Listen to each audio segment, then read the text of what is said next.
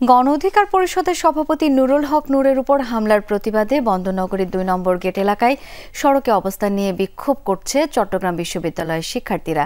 এ বিষয়ে আমরা আরো একটু জেনে নিতে চাই। সহকর্মী শহীদুল সুমন এখন যুক্ত হচ্ছেন। সুমন, বিক্ষোভরত শিক্ষার্থীরা কি বলছেন এই মুহূর্তের পরিস্থিতি একটু জানতে চাই, বিস্তারিত জানাবেন আমাদের।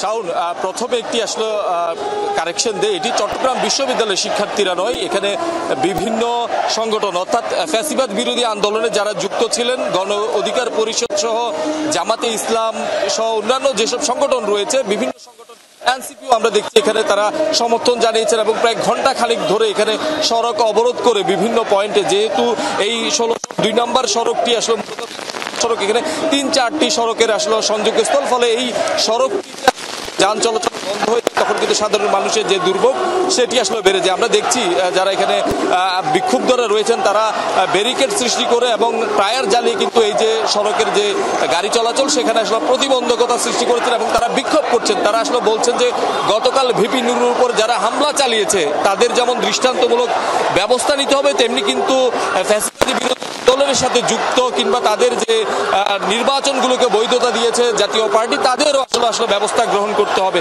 তারা আসলে বলছেন যে কোনোভাবেই ফ্যাসিবাদকে ফিরিয়ে আনার কোনো সুযোগ নেই।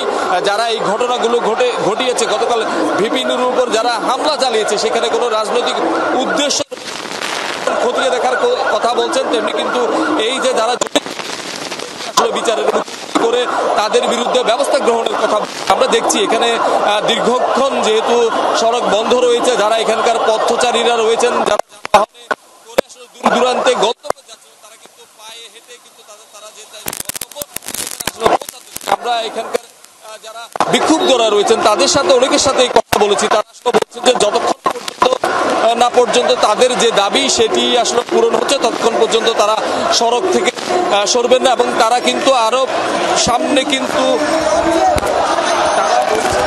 আরো কিন্তু কঠোর কর্মসূচি দেওয়ার মতো কর্মসূচিও তারা আসলে কেন্দ্রের দিকে তাকিয়ে আছেন। সেখান থেকে কোনো কর্মসূচি আসলে কিন্তু তারা সেটি করবেন। আমরা একটু কথা বলার চেষ্টা করব। এখানে আসলে আপনাদের দাবিটা কি? এখানে সড়ক বন্ধ করেছেন কেন? আমরা সড়কটা বন্ধ করছি প্রকৃতপক্ষে আপনারা জানেন, কালকে আমাদের গণ অধিকার পরিষদের সম্মানিত সভাপতি, আপনারা জানেন কোটা সংস্কার আন্দোলনের অগ্রনায়ক, ২৪-এর অগ্রনায়ক ভিপি নুরের উপর প্রশাসন ন্যাক্কারজনকভাবে হামলা করেছে। সেই হামলার প্রতিবাদে আজকে আমরা বিক্ষোভ সমাবেশের আয়োজন করছি। আমরা আজকের আন্দোলন থেকে একটা প্রশাসন এবং সরকারকে মেসেজ দিতে চাই, আসলে কার উদ্দেশ্যে কি জন্য বা আমাদের দলের ধন্যবাদ। আমরা শুনছি যে কার ইন্ধনে আসলে এই হামলাটি হয়েছে সেটি যেমন খুঁজে বাইর করার কথা বলছেন, সেই সাথে যারা জড়িত তাদেরকে আসলে ব্যবস্থা গ্রহণের কথা বলছে। শাওন, সুমন, অনেক ধন্যবাদ আপনাকে।